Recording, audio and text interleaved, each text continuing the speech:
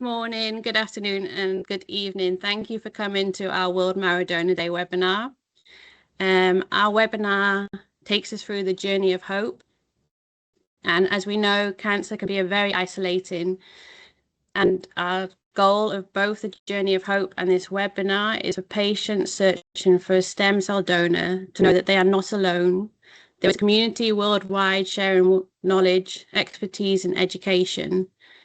Both World Marrow Donor Day and the Journey of Hope are initiatives of the World Marrow Donor Association, and they created to celebrate and thank stem cell donors, raise awareness of the global need for more donors, and support stem cell registries and cord blood banks. We also aim to raise funds for our World Marrow Donor Day grant scheme that support healthcare professionals and organizations building registries in Africa, Asia, and South America. Ultimately, our goal is simple: to give every patient, wherever they are in the world, the chance to find a suitable donor and be able to thank them in their own way for their second chance. We'd like to take this opportunity to thank our platinum partners, Sanofi and DKMS, for their support. They also make it possible for us to hold webinars and are supporters of our World Marrow Donor Day grant scheme. Today's webinar will be recorded. The webinar will be available at a later date on WMDA Share and World Marrow Donor Day's YouTube channel. For technical issues or support, please use the chat function in Teams. And for questions, please use the Q&A function. If time allows, questions will be answered at the end of the webinar. The journey of hope can be a difficult time, and many of the topics we are talking about today are emotional. Therefore, we would like to let our audience know that this webinar discusses the diagnosis of cancer, cancer treatment, childhood cancer, and the loss of a child. Our journey of hope in 2026 kicks off on the 15th of September, which is also Apheresis Day. The week of the Journey of Hope celebrates not only the selfless donor, but also shines a light on everyone involved in that journey. During the week, we highlight many different hope heroes, and hope heroes come in many shapes and forms. They can be a fundraiser, a volunteer, or even your neighbor who brought you a lasagna every week.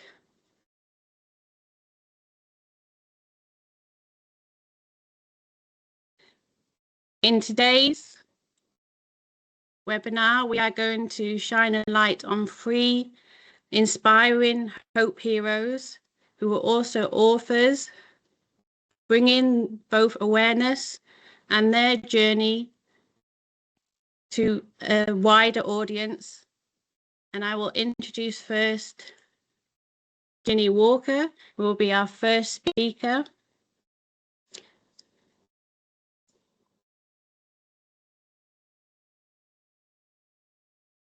Hi, everyone. I will shortly pass the floor to Ginny. I'm just...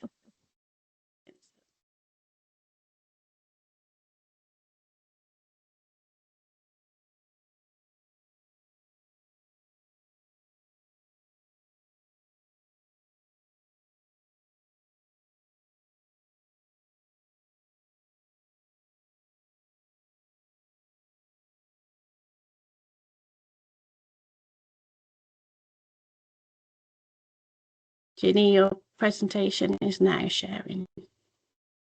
Okay. Lovely. Thank you.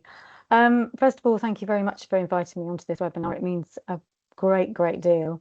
My name's Ginny. I am a mum of 3, bereaved parent of 1, my son Ben. I'm a writer, author, and I also host a couple of podcasts, the Magical Match podcast, which shares stories about stem cell donation and transplants, and also Family of Five. I'm just relaunching, which I started that in lockdown, and that was just after we lost Ben, and that was very much about grief and very raw grief. But I'm hoping that I will be able to speak to other bereaved parents on this podcast as we sort of open it and start it soon. So I want to talk to you today about my son Ben. If we can go to the next slide, please, Rian. So we're a family of five, as you can see here, and that is the name of my book as well. I've always said we're a family of five, and even though now we are physically a family of four, we will always be a family of five. As you can see Ben there, this was back in 2017. It's quite mischievous, and you can see any time we would have a photograph, he would always be pulling a face or doing something silly in the background. Next slide, please. So Ben was diagnosed at the age of 10. He was diagnosed with acute myeloid leukemia, and he was also diagnosed within a week of Lyme disease as well. So he had two of those diseases running concurrently. This was our kind of experience in hospital. As you can see, Ben loved Lego. Instead of beads of courage, it was always beads of Lego, packets of Lego, and he would do them all the time, creating, breaking things apart and then pulling them back together again to make all sorts of things. The whole experience of a diagnosis, whether you are experiencing it as a patient, which I have not done, but I'm certainly seeing my child and my children go through this journey, it is it's difficult, it's hard. You are given loads and loads of information that you don't necessarily understand, but you learn very quickly all the names of the chemotherapy, what neutrophils are, and all of the different cells and things like that. And you kind of live in a bit of a cycle of high anxiety. But Ben, throughout all of this, was always making people laugh. He loved to make people laugh. He was a bit of a comedian. He loved movies. He loved trains. He loved Marvel. He loved Aardman. All sorts of things he would get into and be very excited about. Next slide, please. Within a few weeks, we were very lucky, and this is a point I'd like to get across, is that we were extremely lucky. In the next sort of 6 weeks or so, after we were told that he was high risk, we were able to find an angel unrelated donor. We had 3 potential donor matches, and I kept thinking to myself through all of this that there are now about 8 billion people in the world, and we had 3 matches, and that to me makes me feel very much that we need many more people on the stem cell register. I know there are about 40 million or so, but we do need more. Ben, he sort of accepted his diagnosis. He was very positive throughout. We did everything we could to be and remain hopeful, which isn't easy. You're dealing with beeping machines, you're dealing with the sluice, you're dealing with people coming in to do observations, very little sleep, and it's extremely disruptive for the whole family. We were living separately for about 6 months in total because acute myeloid leukemia is a very aggressive cancer.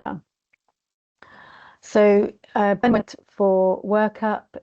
He enjoyed workup. Workup is where they're looking at different aspects of your body to get your body ready and to make sure you're ready for a stem cell transplant. We are dealing with sublethal doses of chemotherapy. It's very high doses, and it's quite sobering when you go from, we were in Portsmouth and then Southampton, which is sort of our recovery hospital, going into Southampton, which was a cancer ward, and then going to Bristol, and Bristol is a stem cell transplant ward, and it is a huge step up. when you're going through this process.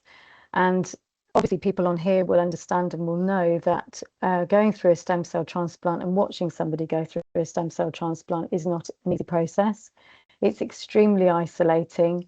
And even when you are through the stem cell transplant, it is still, you're still very much having to be fairly isolated. You're, concerned about infection, and that was no different for us. We were always concerned, and I think even now, sort of 7 years on, we are very much aware of people's health and what we need to sort of mitigate those worries and concerns. So Ben went through his stem cell transplant. We had an angel unrelated donor who we still don't know. We had a couple of tricky times where we did think in that process that we might lose him, but after a conversation with Ben, I just basically said, we can support you and we can be around you, we can cheer you on and do everything. But what we can't do is make your body work in the way that it needs to. And I said, so what are you going to do about it? And he said, well, Mum, I'm going to get better and I'm going to be home for Christmas. So next slide, please. We were home for Christmas. Literally 6 months to the day from his diagnosis, which was the 22nd of June, 2018.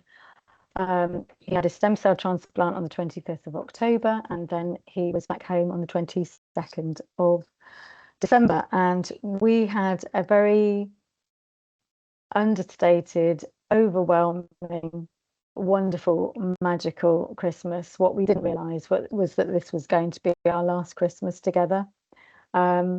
And it was just wonderful. There was a sort of quiet respect amongst the children, and very much lots of loving conversations, and everybody was sort of giving each other time to process, because it was very weird being back under the same roof, but it was also very magical. Next slide, please. So we had a few months at home where everybody talks about going back to normal, but life is never normal after cancer and after a stem cell transplant. But Ben was a very determined, and I'm going to say is, because to me he's still around. He's a very determined soul. He is a very generous soul, and he really wanted to help raise awareness. So we did a few things. We went to Channel 5, we did local regional news, and he was raising awareness about the need for stem cell donors. Next slide, please. Ben was very lucky. He had a Make-A-Wish, which we got to enjoy, and we were still dealing with sort of varying infections, and he just got over a line infection, but we managed to sort of plead with the hospital that we could go ahead with it, and so we went in a party bus up to Industrial Light and Magic in London. Ben absolutely loved it. We saw Avengers Endgame on the weekend of release. He was very thrilled to have a personal presentation by the god of thunder, Thor. Chris Hemsworth came in and announced himself and said, "Hi, Ben," and that completely stumped Ben. He just sort of ground to a halt and wasn't able to speak. But we did have a wonderful day, and we'll always have amazing magical memories from that experience. Next slide, please. So a few weeks later, things were changing. Ben was going backwards and forwards with varying little lumps, bumps, things not going quite right, infections, or what we thought were infections. When you're going through this experience, the first thing I would always ask any doctor was, what is the blood doing? Because I wanted to know the numbers. I wanted to see what was happening.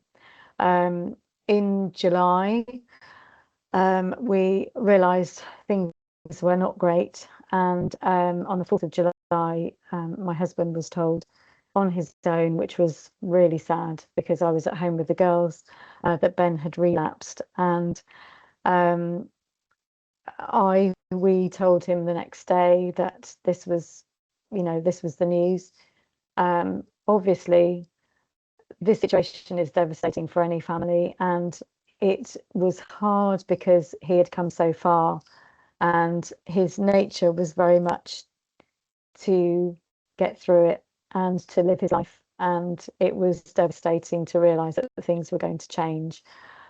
We did have the opportunity, we were offered the opportunity to go back to Southampton and see if there was a chance for a trial, which there was. Next slide, please.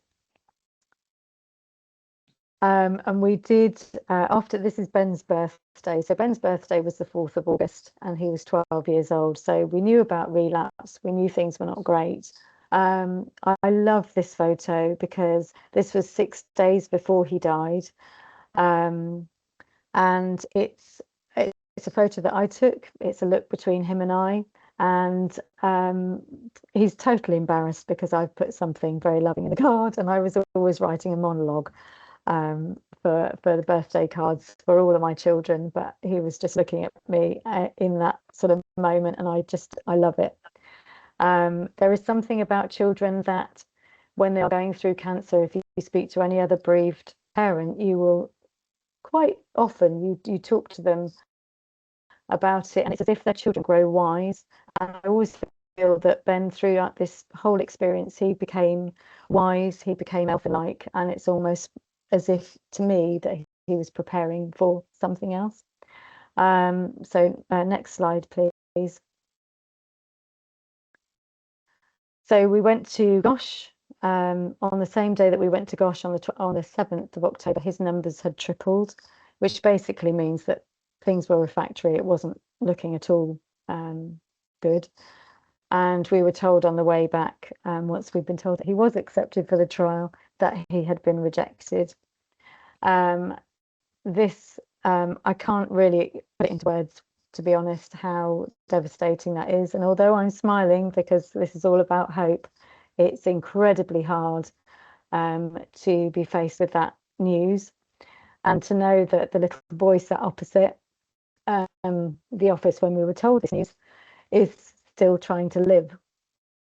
So in the next couple of days, once we'd had to explain it, we were left to explain this news to Ben. He didn't want to hear it, as you might imagine. But he did say to me at one point, "Mum," and it was just me and him on our own, and he said, "Mum, I'm going to look down on all the statues you build in my name." And sorry, pull myself together.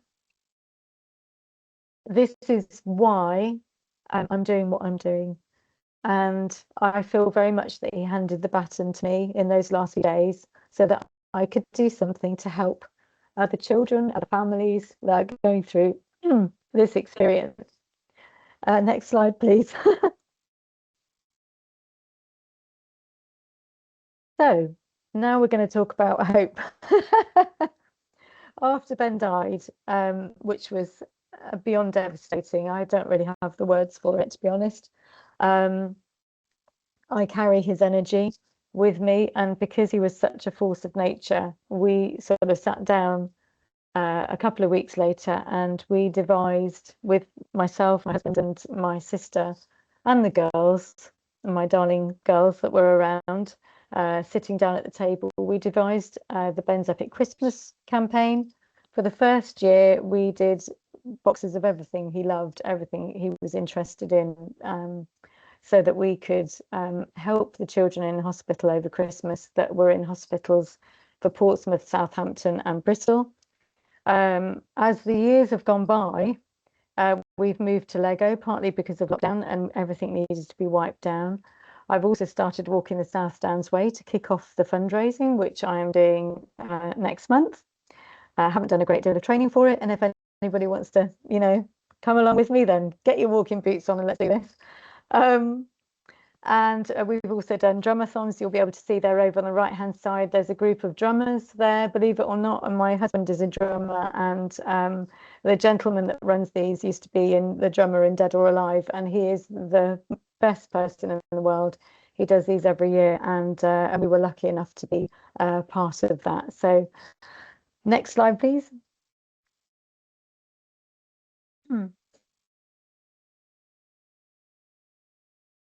This is our first Christmas without Ben. And when I say without Ben, I'm going to use the, or so we thought. As you can see, we had a really strange, well, I say really strange light. It was such a beautiful, vibrant day on the 25th of December in 2019 when he died. And whether you believe in signs or you don't, I'm one who does believe in signs. I feel I get Ben sending me signs all the time, and usually at a point when, if I feel really low or I don't know what I'm doing and I need some guidance, he's there. And this photo was captured without us realizing. But as you can see, there's light in the doorway, but there's also a ball of light at the table in a space where I would imagine Ben would sort of shove his sister along and he'd be sitting there. What I will say about this is that grief is really hard, and something I am working on now is a grief to growth platform, which is very much about bringing bereaved families together and helping bereaved families to be present in grief. It's something that I have learnt as I've gone through this whole experience. It's something that I am such an advocate about, and I hope it will come to fruition and I'll be able to help lots of people. What you realize is grief is a stagnant energy, and the only way to move forward is to take an action, and you're not leaving anybody behind, but you are remaining present in the moment. So you accept where you are in the moment, you're acknowledging it, and then you're releasing that moment so that you can move on to the next moment. And it's something I have learned along the way. And it's something known as instrumental living. You can find out about that at instrumental-living.com, and that's another person who does that amazing work. But for me, I really want to help people, and I feel that grief basically is very much a superpower. When you lose somebody and you feel lost, you can always feel low, but you can also make a choice to do something for others and to help people, because by doing that you're expressing outwardly and you're helping to heal people and to guide people, and that in itself helps you to remain in balance. Next slide, please.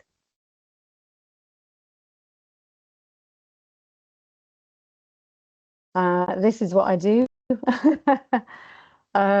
There's two podcasts there, Family of Five and Magical Match. Magical Match is about sharing stem cell stories, and Family of Five, as I've said earlier, is about grief and managing that experience. My book, Family of Five, is very much about our story, what to kind of expect in hospital, what we experienced in hospital. And it talks about everything I've talked about here, and also the process of grief, and hoping to help people.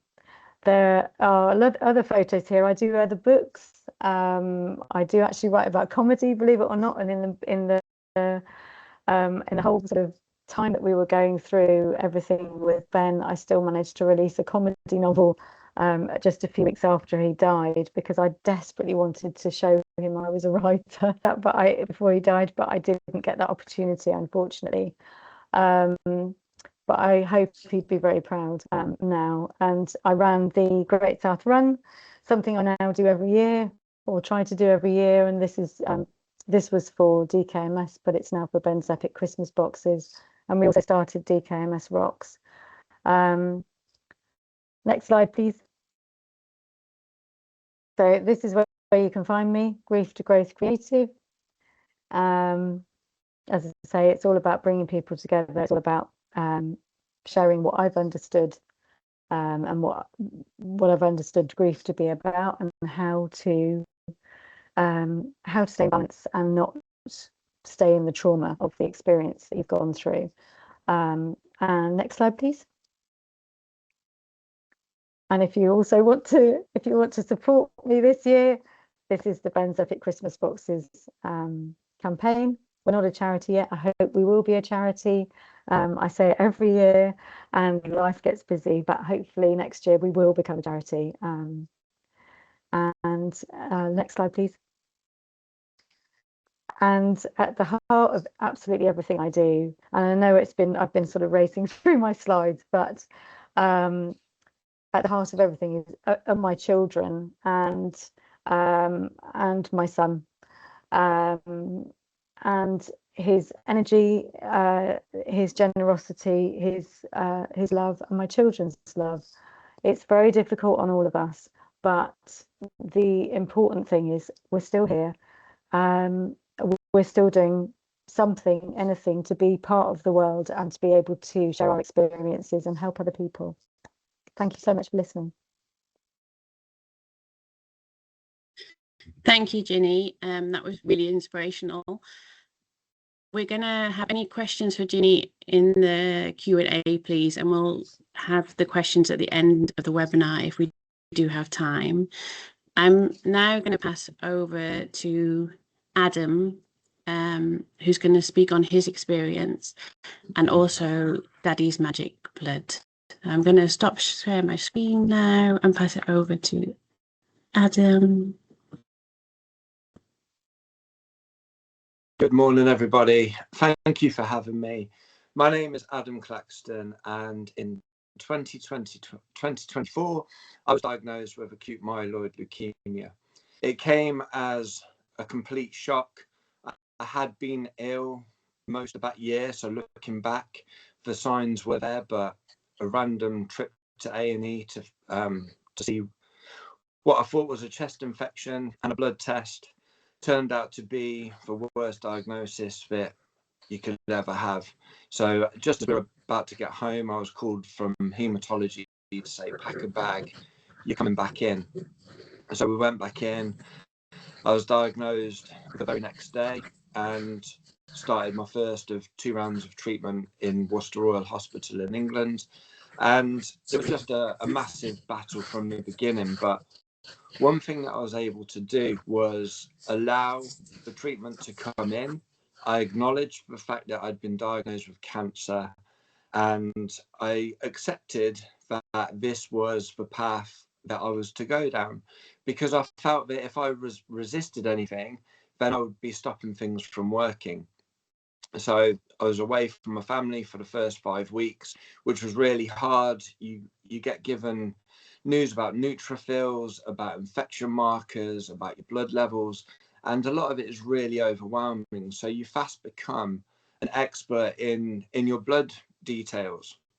So as I was admitted for round 2, I then found out that my brother was a match for a stem cell transplant. So they'd kind of done little bits with him behind the scenes, because to be cured, just have the best chance of cure, obviously a stem cell transplant is the route that you navigate and go down. So Christmas 2024, I was then moved under the team at the clinical centre of haematology in Birmingham under Professor Craddock, who is world renowned in stem cell transplantation. And I was away from my family for Christmas, where I received my stem cell transplant. The transplant itself was, for me, it was very easy. For my brother, who was a 12 out of 12 match, it was 7 hours of him in a chair having his blood taken away, spun through the machine, which is absolutely incredible for someone who doesn't know how stem cell transplants work. The technology and science behind it blows your mind every single time that you see and hear of it. So yeah, I spent Christmas in hospital with limited family members visiting me. I was away from my children, which was really hard. And watching your kids open Christmas presents on Christmas Day through an iPad just isn't how you imagine things as a parent. It was brutal. But essentially, we always looked at it as one Christmas versus the rest of my life. So we knew that Christmases were going to start again, but this one was just going to be a little bit different. So yeah, through stem cell transplant, I wasn't too bad until about 10 days after, when I had mucositis. And one thing that my professor kind of laughed about was mucositis. He said you might get a scratchy throat. And I did tell him afterwards, like, what were you thinking when you said a scratchy throat? Because it was the worst pain that I've ever experienced. But we got through it. And that was thanks to ice poles, smoothies, protein shakes, and just will and determination to get through it and get home as fast as I could. So 2025 recovery was going really well. I was back training in the gym with my wife, looking forward to the future, making plans. And in July 2025, I went to clinic for regular bloods and found out a couple of days later that I'd relapsed. Now, this came as a total shock again, because I didn't see it coming. I felt great. And when we started treatment for the relapse, after a couple of weeks, things weren't working. My white blood cell count, instead of coming down, it was actually like doubling every time I was having a blood test. So we had a conversation, and it went along the lines of, if this next treatment doesn't work, then 2 weeks, that's it, you're done.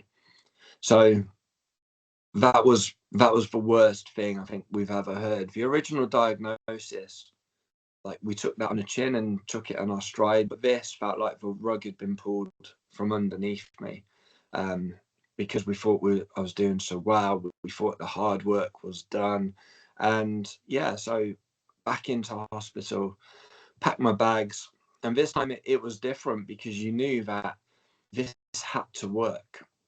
I believed that it would work, and I've said many a time, when he said that 2 weeks I was done, my mind just did not believe it. It didn't allow it in.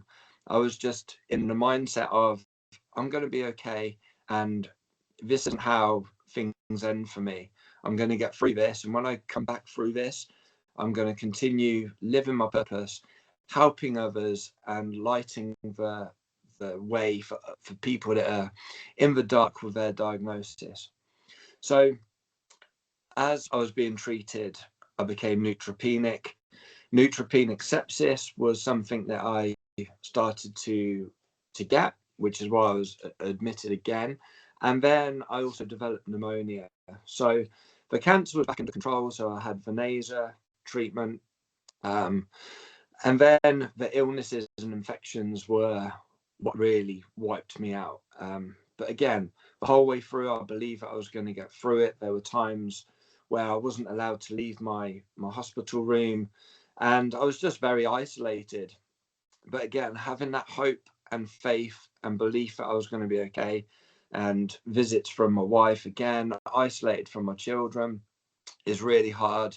But just having my wife with me gave me that strength and belief, and just love. Having so much love around you it's like a secret weapon that we're all in possession of, with the science, with the medicine, with the treatment.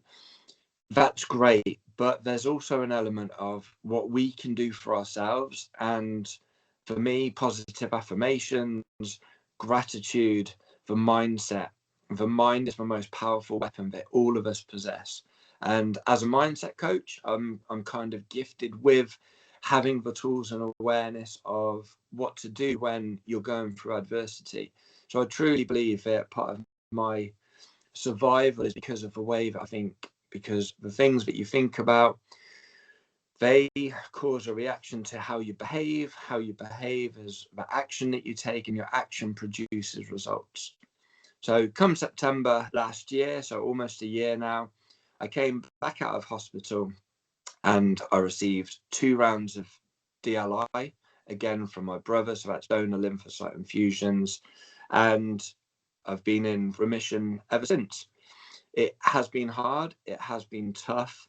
I lost 23 kilos of weight, and slowly but surely that strength does come back.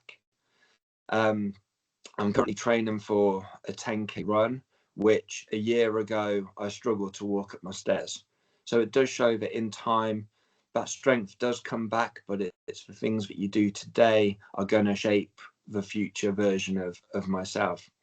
So along the way, last year I was driving back from the QE in Birmingham, and I was like, what do I do now? Who am I? What do I become? And I kind of shouted out to the sky, a prayer, some would say. And that evening, I was settling my little boy Bertie. I was reading him a bedtime story, a rhyming book, colourful illustrations, and I had this massive moment where I went, I'm going to write a book. And I pretty much immediately put him straight into bed, went downstairs and started creating Daddy's Magic Blood. Daddy's Magic Blood is a story about love, hope, and healing. It's sharing my story in a rhyming way, in a soft way to help families navigate a blood cancer diagnosis.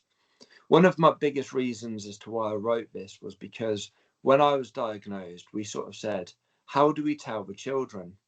And we didn't really get the answers that we wanted to hear. It was kind of like, you know your children best.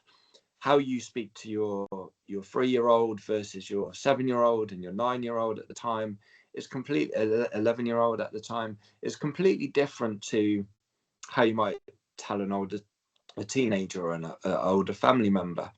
So that's where Daddy's Magic Blood came from. It's a lovely book. It's got our family in it. It's about the journey. It all rhymes and it gives people hope about going through treatment, going through the journey that we've been through. And one of the things that strikes me most with Daddy's Magic Blood is I've had people all over the world send me pictures of their book. It's been donated into hematology clinics around the world. And I love how people read the book, but they change the words. So I've had people say, Mum is magic blood, Granddad's magic blood, Nana's magic blood. I wrote it from my perspective, but to hear that my story has been changed to help other families is something that I'm so proud of, and I didn't realize the power that my book could actually have to help so many people. So yeah, being able to turn this journey into something purposeful, it gives me so much meaning to life, perspective of life, and every day I'm just grateful for waking up and being able to be with my family, to make a difference to the world. And that's also what I do with my coaching, where I help cancer patients navigate life during and after treatment, to re-find themselves, because we do have an identity block where we all go, who am I, what am I now? And I help people along the way to give them hope, to give them faith, the courage to step forward in the dark when they don't always know where they're going. But yeah, that's me. Thank you very much, Adam. If you could you just share in the chat where people can get both Ginny's book, Adam's book, and Michelle's book? Because I know just by sending information out about this webinar, we had a lot of people saying amazing that these books exist, and they would like to know where they can get their hands on them. So please do share that in the chat. I'm now going to pass the floor over to Michelle to speak. So I'm going to just share your screen, Michelle, so that you can be seen. Hello, hi, hello. First of all, thank you for having me. Thank you to Ginny and Adam for sharing their story. I will try and present my presentation now, but I have been crying.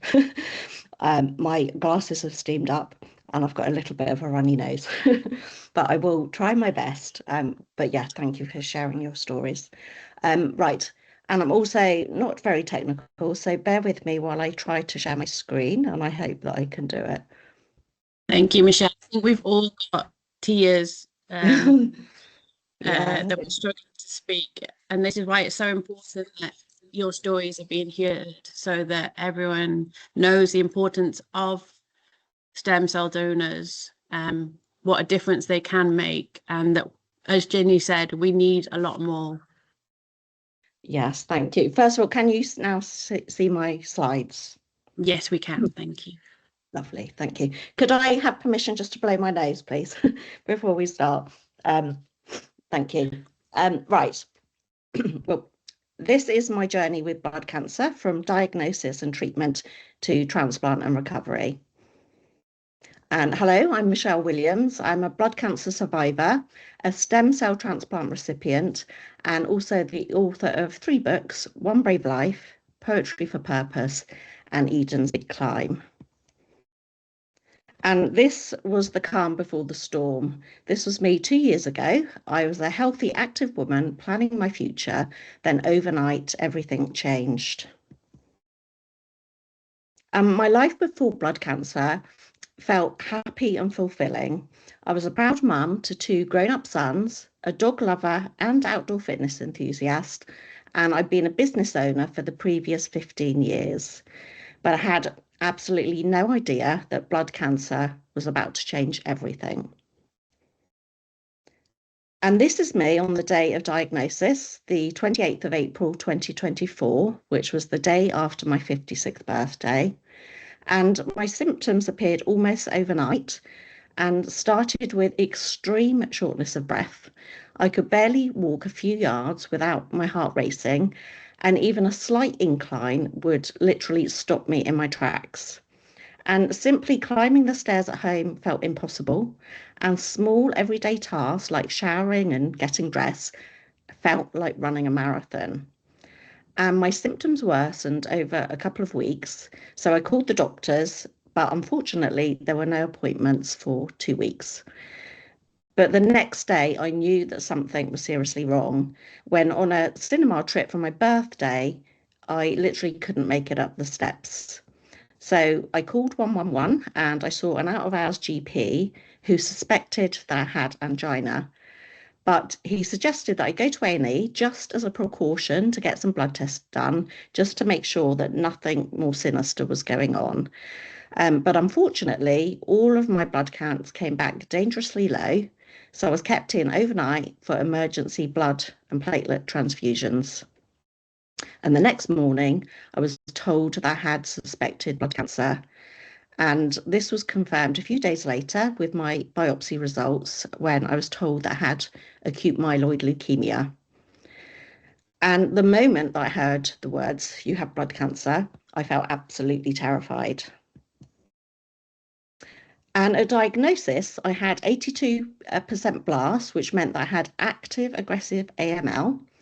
And the reality of treatment involved 7 cycles of chemotherapy, over 100 blood and platelet transfusions to keep me alive, and countless IV, antibiotic, antifungal, and antiviral medications to fight off life-threatening infections, including neutropenic sepsis, fungal pneumonia, and E. coli. Those are just a few of the infections I had during my treatment.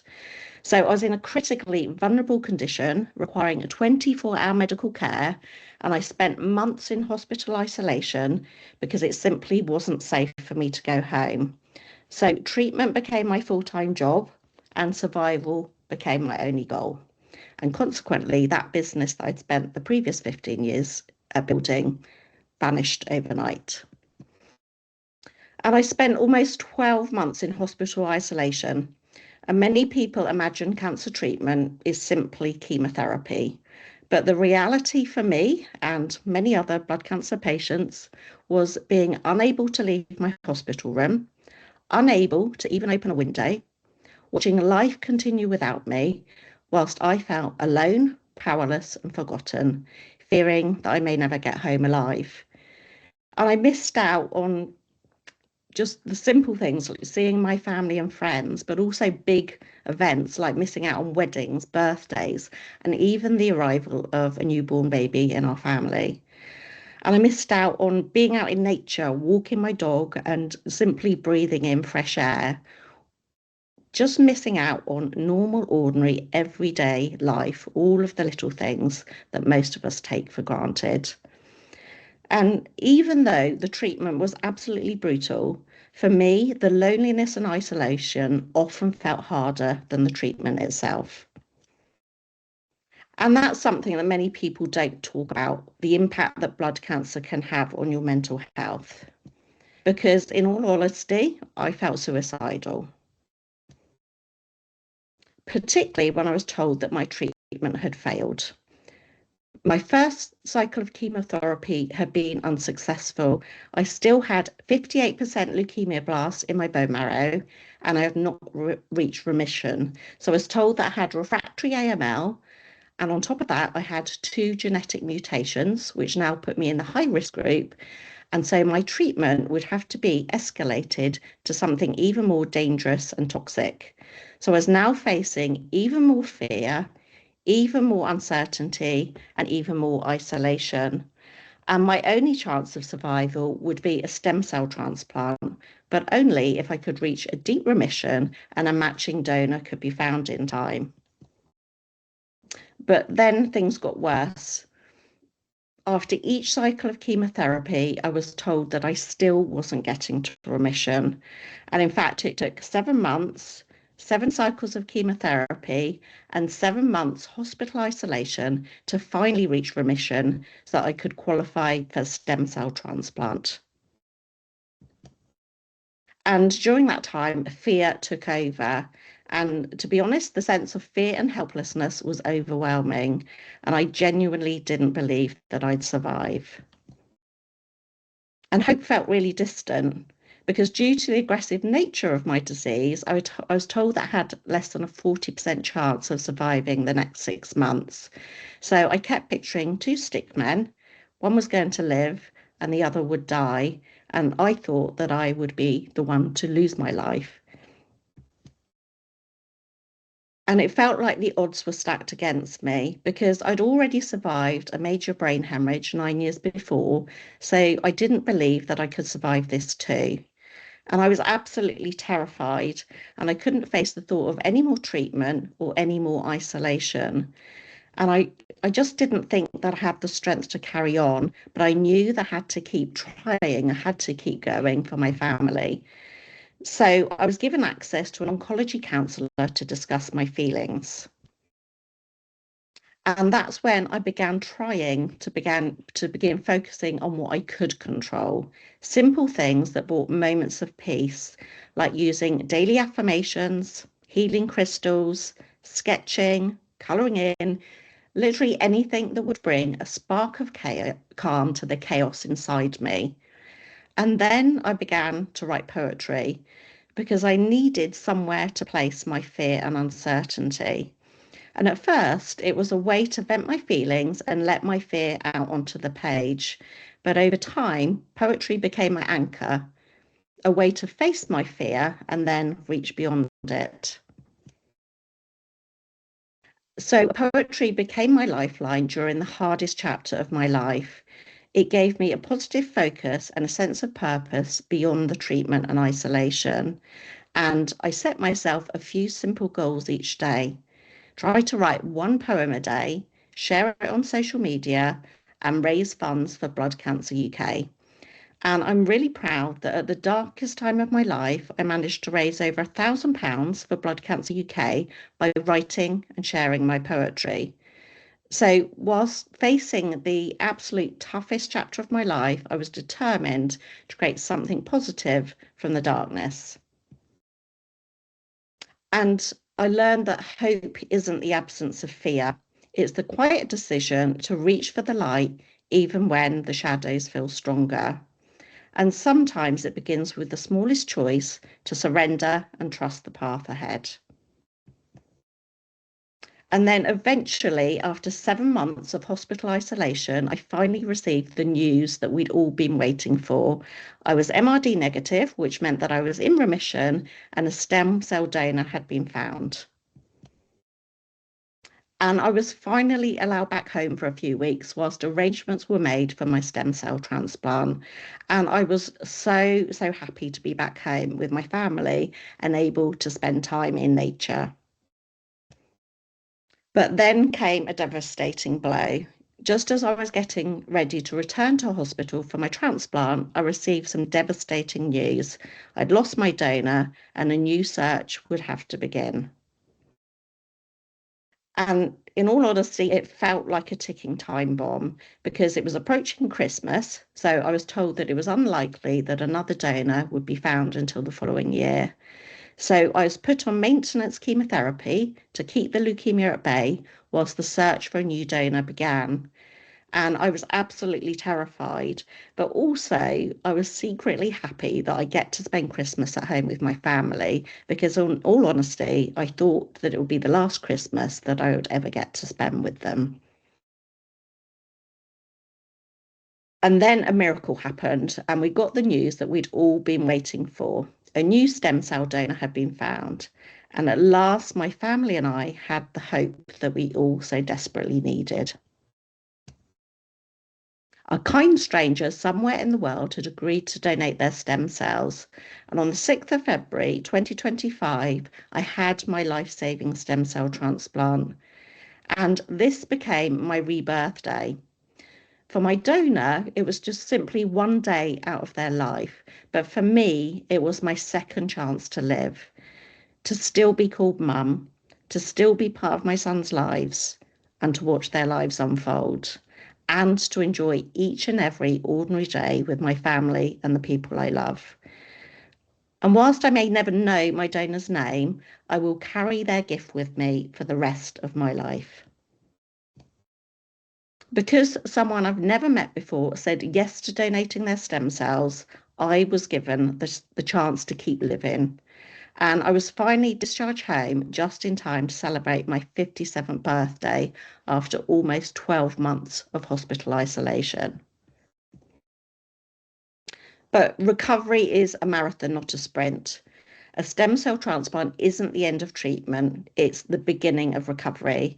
And even though I'm recovering really well, my journey continues, and I have to attend hospital regularly for blood tests and bone marrow biopsies, and for many other different types of therapies, including intrathecal chemotherapy, donor stem cell top-ups, known as DLIs, and venesection therapy, due to all of the blood transfusions that I've had to have.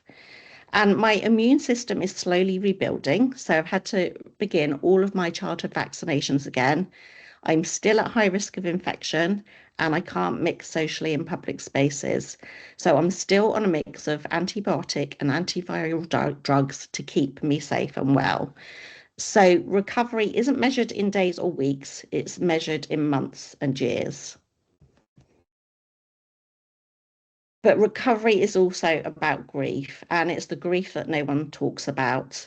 It's about grieving the loss of the person you once were while learning to accept who you are today and embracing who you're becoming. And for me, it's about turning gratitude into purpose, because I never expected to survive what I've been through. So I'm determined to use my second chance to make a difference. And since my stem cell transplant, I've challenged myself to turn gratitude into action by just 4 months post-transplant, walking 60 kilometres for Leukemia UK to help them raise vital funds and awareness. And then 5 months post-transplant, I self-published my first book, which is a bucket list journal created to inspire others to live more fully after life's hardest moments. And then 7 months post-transplant, I climbed 7 hills in 7 days for World Bone Marrow Donor Day to help raise funds and awareness for Anthony Nolan. And then more recently, just in May of this year, 15 months post-transplant, I published a book with all of the poems that I wrote whilst I was in hospital to help bring hope and comfort to others and to raise funds and awareness of the stem cell register. And then my most recent project, which is hot off the press, has been inspired by my young niece Eden, who climbed Mount Snowdon at just 8 years old to help raise awareness of the stem cell register and raise funds for Anthony Nolan, which is the charity who found my life-saving donor. And here are a few pictures of Eden at the summit of Snowdon. And as a tribute to Eden, to celebrate her courage and compassion, I was inspired to write Eden's Big Climb. And this is a children's picture book helping families to understand blood cancer and the extraordinary gift of stem cell donation. Because my donor gave me a second chance to live, so none of this would have been possible without my stem cell donor. So every one of these achievements exists because of their extraordinary act of kindness. All of these books that I've created since my stem cell transplant have been created to support blood cancer charities and stem cell awareness, with all author royalties being donated to charity as my way of saying thank you for this second chance that I've been given. None of what I've achieved would have been possible without the kindness and support I've received from organisations like NHS and Anthony Nolan, without whom I wouldn't be here today. So today I'm proud to give back in 3 different ways. First of all, by volunteering my time as a Blood Cancer UK ambassador and a support worker for leukemia care, helping to support those recently diagnosed and sharing my lived experience to try to give hope to others. And also, as a self-published author, using my creativity to raise awareness of blood cancer, encourage stem cell donation, and raise funds and awareness for Anthony Nolan and University Hospital Southampton, where I received my transplant. Because whilst I can't change what happened to me, I can use my experience to give back and help others through their darkest chapter. And by volunteering and giving back, it helps me to create a sense of meaning and purpose from the absolute worst experience of my life. Because although I didn't choose blood cancer, I didn't choose fear, I didn't choose isolation, and I didn't choose a stem cell transplant, I can choose what I do with my second chance. And if sharing my story helps generate more funds for research, encourages one more person to join the stem cell register, or if writing and sharing my poetry brings comfort to just one patient facing fear and isolation, then everything that I've been through has found a purpose. And if my story helps even one person feel less alone, then it has all been worth it. Because I know how lucky I've been to have been given this second chance, which is why everything I've done since my stem cell transplant has been my way of saying thank you. Thank you to the NHS, thank you to Anthony Nolan, and thank you to my stem cell donor and everyone who's been part of my journey. And I want to thank you for listening. And if you would like to follow my journey further, I've created a blog called onebravelife.com. And you can also find me on all social media channels at One Brave Life UK. Thank you. And I'm going to stop sharing my screen now and hopefully return to you all.